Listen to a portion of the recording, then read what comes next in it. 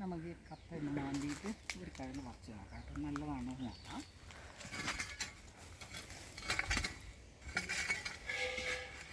ഉണ്ട് കേസ് നോക്കാം, എന്ത് കിഴങ്ങാൻ തോന്നുന്നു, നോക്കട്ടെ.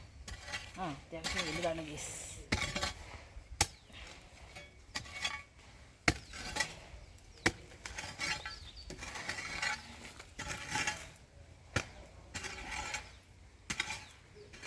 അയ്യോ ഗൈസ്, കുറേ ചീഞ്ഞ് പോയി ഗൈസ്.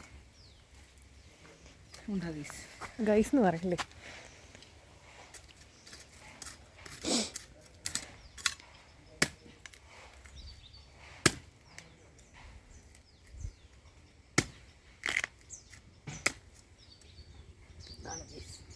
ഇതാണ് കപ്പ ഗൈസ്, ഞങ്ങളുടെ കപ്പ ഇതാണ് ഗൈസ്.